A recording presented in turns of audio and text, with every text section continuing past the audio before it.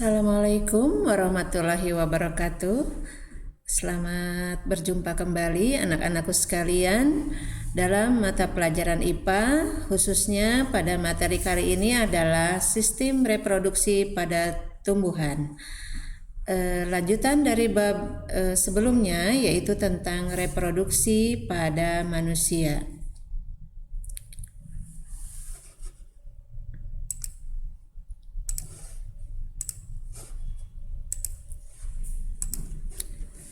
Ya, anak-anakku sekalian, kita akan mulai dengan bab yang kedua, tetapi dalam subbab sistem reproduksi pada tumbuhan.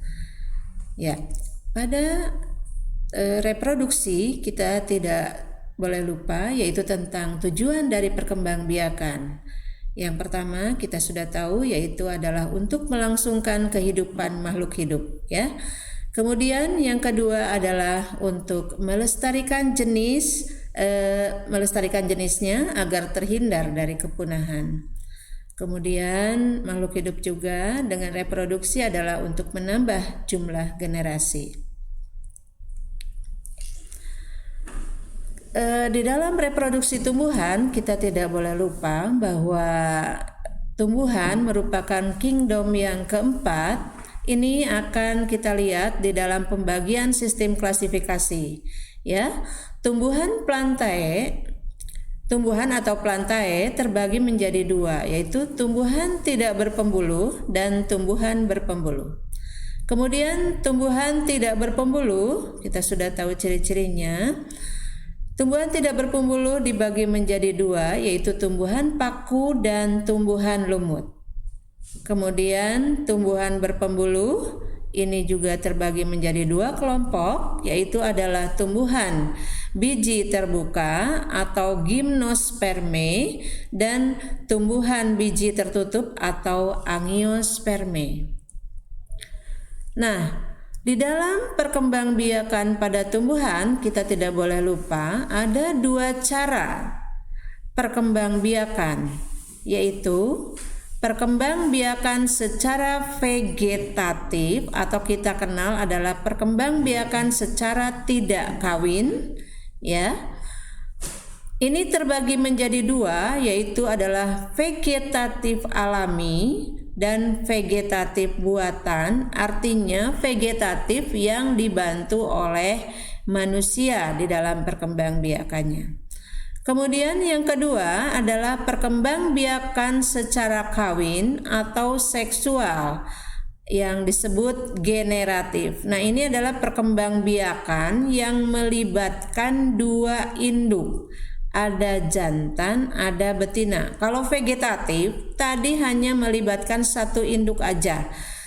Dan hasil dari reproduksi ini yang untuk vegetatif mirip seperti pada induknya. Kalau yang secara kawin itu melibatkan dua induk, sehingga hasil dari keturunannya ini bervariasi karena sifat-sifat yang diturunkan dari dua induk. Kita teruskan. Perkembangbiakan pada tanaman angiosperme dengan cara vegetatif alami, ya, kita lihat. Jadi vegetatif alami itu adalah perkembangbiakan yang berasal dari satu induk tanpa adanya perkawinan. Contoh-contohnya bisa kita lihat. Yang pertama adalah umbi lapis. Contohnya bawang putih, bawang merah, bawang bombay, ya. Nah, di sini adalah susunannya berlapis-lapis yang terdiri dari modifikasi lapisan daun. Nah, seperti pada gambar, lihat di situ ada gambar bawang merah. Terlihat adanya lapisan-lapisan pada umbi lapis ini. Kemudian yang kedua adalah umbi batang. Umbi batang contohnya kentang. Nah, jadi kentang itu adalah batang yang menggembung, ya, yaitu bagian batang tanaman yang mengalami pembengkakan di mana terdapat cadangan makanan, ya. Nah, itu adalah kentang. Kemudian berikutnya ini berkembang biak secara vegetatif adalah spora yang menggunakan spora. Nah, spora ini pada tumbuhan lumut dan tumbuhan paku, ya. Nah, ini yang menggunakan berkembang biaknya itu dengan menggunakan spora. Kemudian berikutnya adalah umbi akar. Ya, nah ini berkembang biak dengan umbi akar. Contohnya adalah ketela pohon atau singkong, wortel, ya, lobak, ada lagi, yaitu bagian akar tanaman yang mengalami pembengkakan, di mana di dalamnya adalah berisi cadangan makanan. Berikutnya yang kelima adalah tunas adventif, di mana bagian sisi daun, tepi daun ini akan tumbuh menjadi bakal individu baru. Tumbuh tunas-tunas yang berakar, ya, di sisi-sisi atau tepi daun. Itu adalah cocor bebek, tanaman cocor bebek. Itu adalah contoh dari tunas adventif.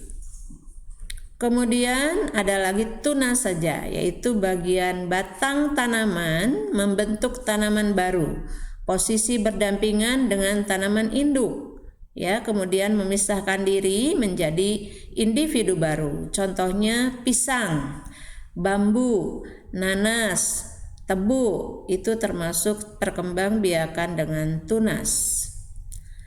Berikutnya yaitu adalah geragih atau stolon. Nah, berbeda dengan rizoma nantinya. Geragih adalah batang yang menjalar di atas permukaan tanah. Contohnya rumput teki, arbei, pegagan, dan stroberi. Jadi batangnya itu ada di atas permukaan tanah. Berbeda dengan rizoma. Kalau rizoma batangnya itu di bawah permukaan tanah, yang menjalar di bawah permukaan tanah. Contohnya jahe, kunyit, lengkuas, alang-alang. Nah, ini berkembang biak secara vegetatif alami berupa akar tinggal atau rizoma. Anakku sekalian, itu yang tadi disampaikan adalah vegetatif alami. Nah, sekarang vegetatif buatan. Vegetatif buatan ini artinya dibantu dengan oleh manusia, ya. Vegetatif buatan itu tanpa adanya perkawinan. Nah, di sini caranya yaitu dengan cara mencangkok. Nah, seperti pada gambar dilihat, khusus tanaman yang berkayu besar, ya, tanaman sejati memiliki batang yang kokoh. Contohnya mangga, rambutan, dan jeruk. Nah, kemudian yang kedua adalah merunduk. Ini batangnya dirundukkan, ditutup dengan tanah, nanti akan tumbuh akar dan menjadi bahan individu baru. Itu dengan cara merunduk.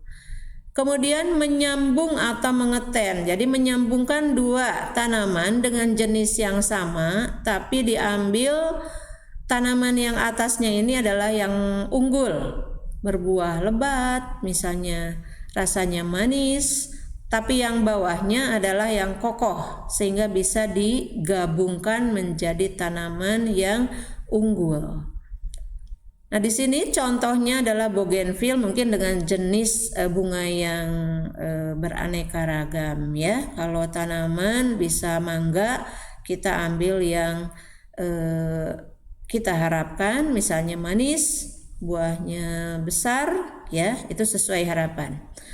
Kemudian menempel atau okulasi. Nah, ini juga menggabungkan dua jenis tanaman, tapi yang diambil adalah caranya menempel mata tunas pada kulit tanaman pada tanaman lain. Contohnya pohon jeruk. Jadi seperti tadi, mengambil mata tunas dari tanaman unggul, ditempelkan pada tanaman yang satu lagi sebagai tanaman inang. Yang kedua, berikutnya, stek. yaitu dengan cara memotong bagian tanaman, kemudian ditanamkan sehingga untuk menghasilkan individu baru. Contohnya mawar, ketela pohon, sukun, juga bisa cocor bebek dengan ditanamkan daunnya sehingga menjadi bakal individu baru. Nah, anakku sekalian, itulah yang Ibu sampaikan ya. Berikutnya adalah tanaman tumbuhan angiosperme. Nah, tumbuhan angiosperme adalah tumbuhan biji tertutup. Tumbuhan angiosperme adalah tumbuhan yang sudah memiliki bunga lengkap. Artinya bunga lengkap itu memiliki seluruh bagian-bagian bunga. Putik, benang sari, mahkota, kelopak, dan tangkai bunga. Nah ini ya, jadi memiliki bagian-bagian bunga.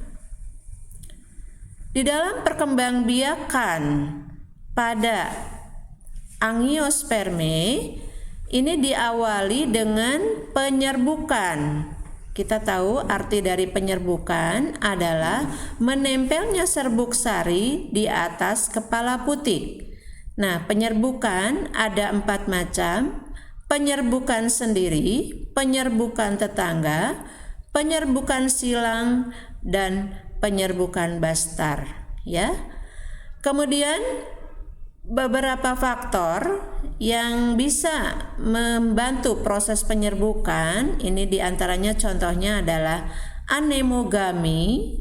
Anemogami ini dengan bantuan angin, entogami dengan bantuan serangga, kiropterogami yaitu dengan bantuan kelelawar, ornitogami dengan bantuan burung, dan penyerbukan yang dibantu oleh manusia. Ada beberapa tanaman yang susah mengalami penyerbukan, yaitu dibantu oleh manusia, disebut antropogami ya. Kemudian setelah penyerbukan terjadilah fertilisasi. Serbuk sari menghasilkan sperma dan putik nantinya menghasilkan ovum. Terjadilah pertemuan sehingga menjadi zigot yang menjadi bakal individu baru. Pada proses ini zigot akan membelah menjadi 2, satu menjadi bakal biji dan kedua menjadi inti kandung lembaga dan membentuk endosperm sebagai calon individu baru. Kemudian untuk penyebaran biji, nah biji ini bisa disebarkan ke beberapa tempat dengan beberapa faktor, yaitu misalnya faktor cahaya, air ya, dan juga oleh manusia. Jadi bisa ditanam di mana saja ya. Nah ini juga cara penyebaran biji, yaitu anemokari, hidrokari, anemokari, dan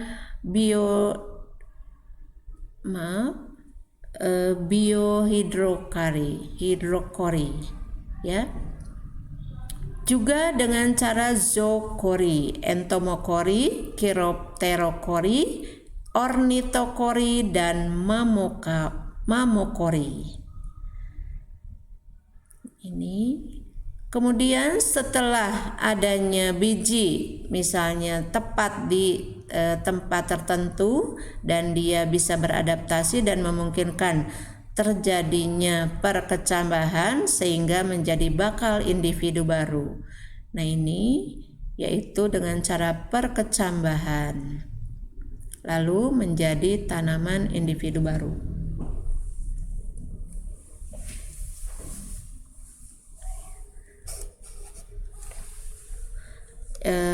Anakku sekalian, mungkin baru sampai di sini. Semoga yang Ibu sampaikan bisa bermanfaat. Anakku sekalian, mudah-mudahan apa yang Ibu sampaikan nanti akan bisa dilanjutkan dengan pertemuan berikutnya, yaitu dengan sistem reproduksi pada hewan. Terima kasih. Assalamualaikum warahmatullahi wabarakatuh.